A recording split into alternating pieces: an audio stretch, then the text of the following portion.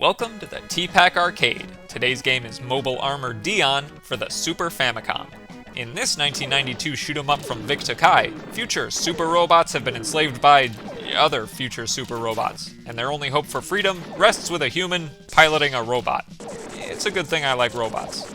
So the core gameplay of Mobile Armoured Dion is fairly straightforward space shooter stuff. Blast through 6 levels of enemy craft and bosses with different weapons. But the health and upgrade system is what makes this game unique. Aside from smart bomb pickups, which you can collect from certain enemies and use to clear the screen with an array of rockets, power-ups come from gaining experience points. The more enemies you blow up, the more experience points you gain. And when you hit a new EXP threshold, you recover a bar of health from your life bar and gain an upgrade for your cannon. Conversely, getting hit costs you 1 health unit and downgrades your current weapon 1 level. Dion has 4 different attacks to switch between on the fly, and they can each be upgraded 3 times for maximum range and potency. A maxed out machine gun has a wide enough girth to take up several parking spaces, plus a narrow backward shot for good measure. The laser is a similar situation, but with diagonal beams for those of you who are particularly fond of hypotenuses. The Starshot fires opposite to the way you're moving, so you can aim in any direction and run away like a coward at the same time, which sounds perfect for me. And the homing blaster zeroes in on the nearest enemy. It may not be as powerful as the other cannons, but it's extremely useful if, like me, your reflexes and aim are on par with the average tortoise. But you're definitely going to need all these weapons to get through the bosses and stage gauntlets here. Level 1 is a stormy nighttime city with spinny red mechs who like to do somersaults, a pair of purple sub-bosses who throw spiky landmines like confetti, robo-centipedes and jets, which are an unusual pair, a spiky blaster crustacean who you'd best keep a safe distance from, and a military tank mech with cannons for arms, naturally. Level 2 is a sea base, with a tack shrimp who squeak at you for some reason, air turrets whose diagonal shots reveal that they're also particularly fond of hypotenuses, a bubble-blowing crab sub-boss who sounds like he's blubbering in frustration at you, and happens to have a face on his face, ugh, and a guardian boss with a boomerang axe and spiky flail, who inexplicably turns into a robot spider. Double ugh. Level 3 is the flying battleship, with mechs that come docked on landing pads like surfboards, multiplying sentinels who wouldn't stop appearing and made me think something was wrong with my eyes, inflating mechanical balloons of death, a row of massive laser cannons which would be mesmerizing if they weren't such an imminent threat to my life, and a robot ninja boss, who attacks you with throwing stars before disappearing and ambushing you with a katana, then ultimately multiplying like those sentinels and making me think something was wrong with my eyes again.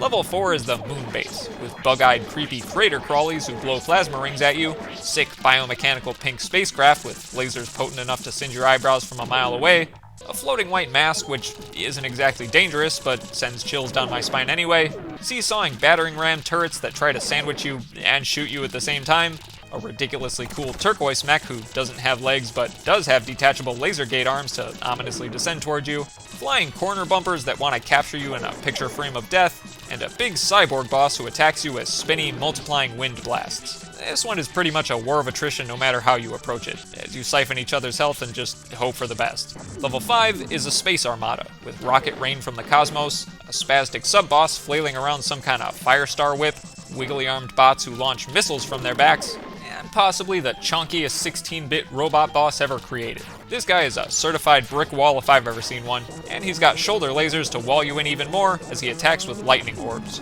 The final level is the Fortress planet, with sentinels whose lasers change direction with a complete disregard for physics, but a complete reverence for cool video game logic, bombers who sacrifice their forearms as depth charges to nail you with shrapnel, and the sickest golden mechanite end boss I've ever seen in my life. This guy scatters like a bajillion star projectiles at you, then taunts you with his floating gigantic shiny sword, then boxes you in with electric charges. And just when you think you've got him beat, he comes back to chase you from behind with fireballs and bionic fury.